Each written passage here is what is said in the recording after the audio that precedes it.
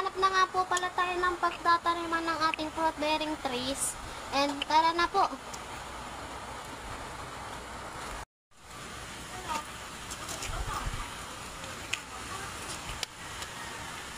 Ang aking napiling fruit bearing tree, ang mangga po.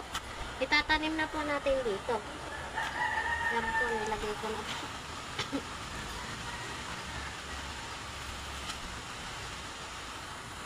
Tanim ko na po, and ito po ay nakakatulong sa ating kalikasan at wala po ditong puno, kakaunti lang po.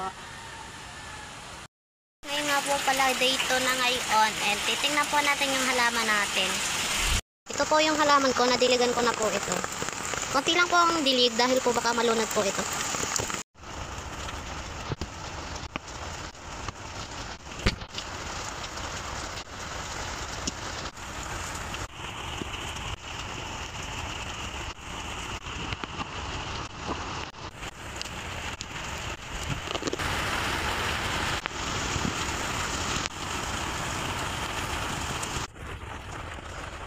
Ang aking ginawa na reuse, reduce, recycle na.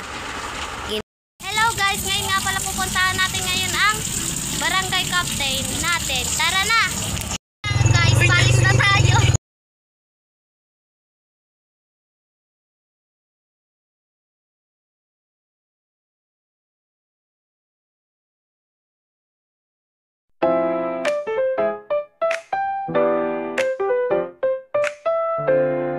Dito na nga pala tayo sa bahay ng kapitan natin. Kaya tara na! Ang pangalan ko ay Marie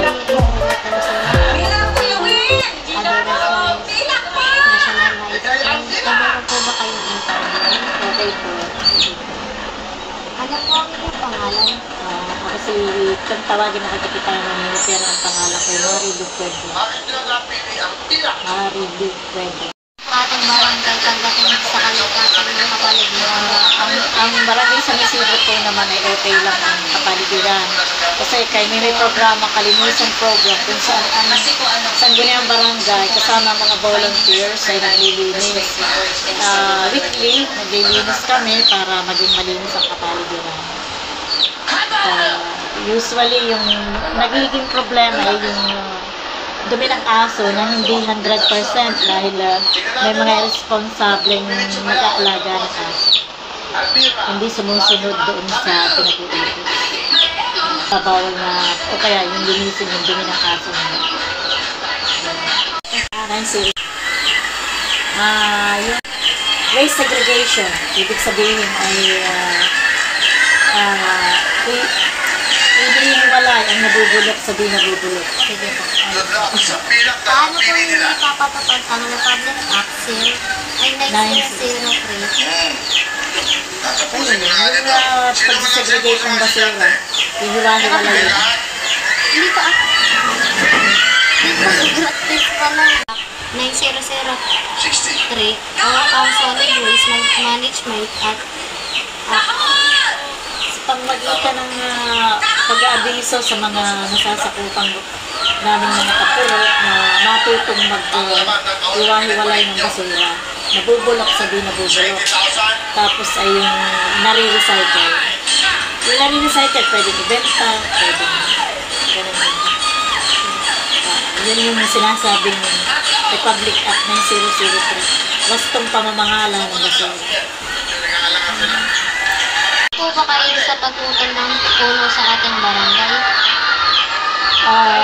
Siyempre, kasama sa ano yung gano'n. Mayroon din tayong act na pinagbabawal ang pagpuputol ng puno. Kaya yun doon sa may simbahan, ang ginagawa lang namin, ipinatitrim yung mga sanga. Bawal kasing magputol. Tinitrim lang yung sanga na tinitrim lang yung mga sanga na nakalapit sa dagat sa kuryente. Hindi kami nagpapaputol ng puno kasi bawal. Kung may magtatayo po ng factory o ano man uri ng business sa ating barangay na alam ninyong makakasira ng maraming likas na yaman, papayo po ba kayo? Bakit? Siyempre hindi. Una-una, halimbawa kagaya ng factory na yung mauso, magiging polluted ang ating hangin. hindi kami papayag ng gano'n. Yung mga nakakasira ng kalikasan, kagaya ng mga usok nga, yung mga pabrika na usok. Hindi pwede dun sa ang nakasutot ng barangay, ang mga anumang istruktura na nakakasira ng kalikasan. Kahit anong business na alam namin na nakakasira lang ng kalikasan ay hindi pa kaya.